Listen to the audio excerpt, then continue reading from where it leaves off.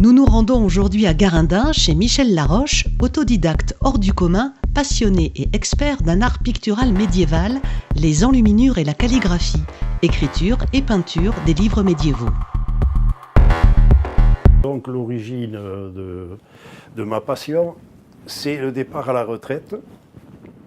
Et j'ai décidé à ce moment-là, pour occuper mon temps de loisir, de me consacrer à la calligraphie, mais à la calligraphie médiévale, c'est-à-dire la calligraphie écrite avec des plumes naturelles d'oiseaux, qui sont taillées en fonction des types d'écriture qu'on veut réaliser. Et je me suis rapidement donc rendu compte que la calligraphie était indissociable de la peinture. Les peintures, ce qu'on appelle l'enluminure, qui en fait sont des peintures sur les livres et des peintures qui sont là pour attirer le regard et inciter les gens à lire les textes qui sont calligraphiés.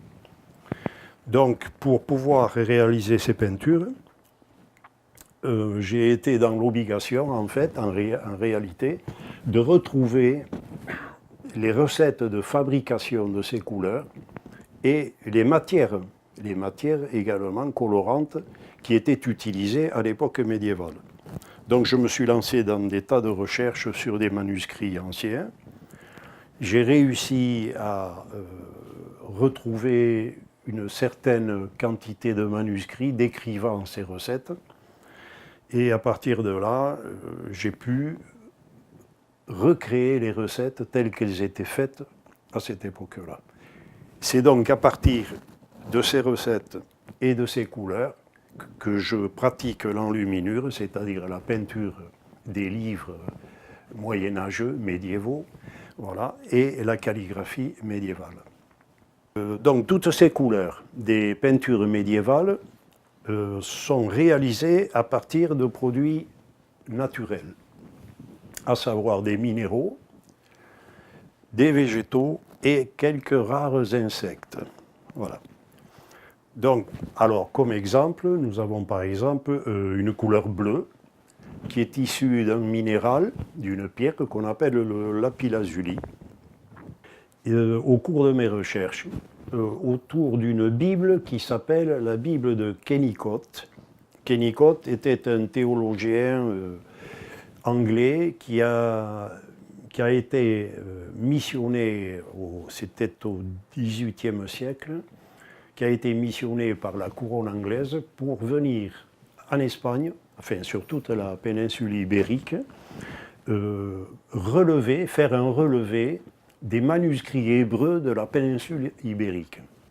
C'est donc à partir de ce manuscrit, qui m'a vivement intéressé, bien entendu, que j'ai pu écrire l'étude que j'ai faite sur ce manuscrit original.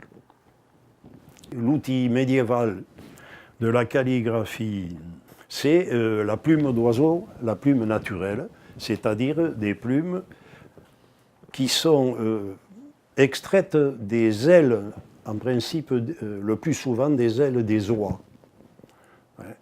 Sous les ailes, il y a ce qu'on appelle les rémiges, c'est-à-dire 4 ou 5 plumes les plus importantes, les plus rigides, que l'on détache des ailes. Et ensuite, on travaille ces plumes, on les fait macérer dans une quantité d'eau chaude avec de l'alun de roche dedans pour durcir la plume. Et ensuite, on la fait sécher. Et puis après, on passe donc au travail principal, à savoir à la taille de la plume. Alors cette taille sera fonction toujours du type d'écriture qu'on veut réaliser.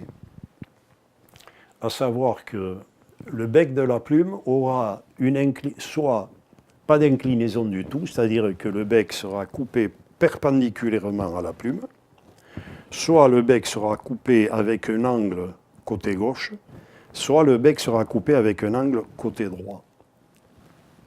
Donc il y a les 3 possibilités de façon à pouvoir exécuter soit des écritures, des calligraphies dites romanes, c'est-à-dire des écritures rondes, soit des écritures gothiques, c'est-à-dire des écritures angulaires. Il y a une bonne dizaine d'années, la commune de Garendin m'a demandé de réaliser un blason pour la commune.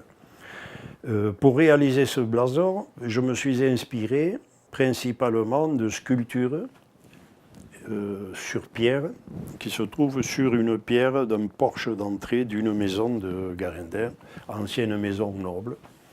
Et j'ai donc basé une partie du blason en reproduisant ces sculptures.